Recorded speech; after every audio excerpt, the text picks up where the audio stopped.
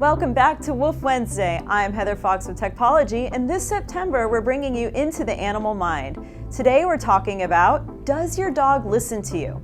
There's 3 reasons we want to consider if your dog's listening to you or not. Number 1, do they understand? Number 2, are they choosing not to? And number 3, outside factors. Let's break them down. Number 1, does your dog understand? If they don't, it's a very easy answer. We have to teach them. The definition of learning is acquiring knowledge or skill through experience, study, or being taught. So if you're not teaching your dog, they're still learning, just probably not what you want them to learn. They're learning through experience. They're learning through studying you. And if you're not giving off the clear signals, you're going to be teaching them wrong. Number 2, does your dog just not want to listen? Do they choose not to do what you're asking them to do? Now, if your dog is choosing not to, where you go ahead and say, sit, and they go, no thank you, then we have to do a different approach. This is called the follow-up approach. We then say, if this, then that. If you choose not to listen, this is the path we're gonna go down. If I tell you to stay and you get up off your bed, I'm going to bring you back to your bed. Oh, you wanna get up again?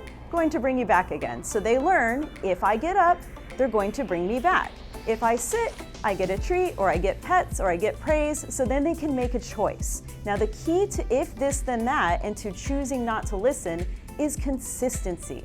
If you're not consistent, your dog won't be either. If you only make them do what they're supposed to do when it's convenient for you, they're only gonna do it when it's convenient for them.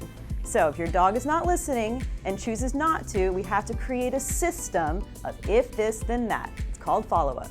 Number 3, the outside factors. You may be asking your dog to run an agility course and they have to pee. So these are things we don't think about. You're trying to get them to heel and there's a big scary grate in the middle of the road that they're terrified of. Dogs can't learn when they're in states of fear.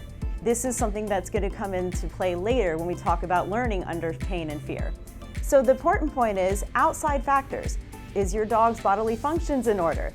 Are they in pain? Are they fearful of something? These are things we have to go through when we are considering why our dogs aren't listening to us. So the moral of the story is, depending on what the situation is, that's going to be the kind of approach that we take. So remember, number 1, do they understand?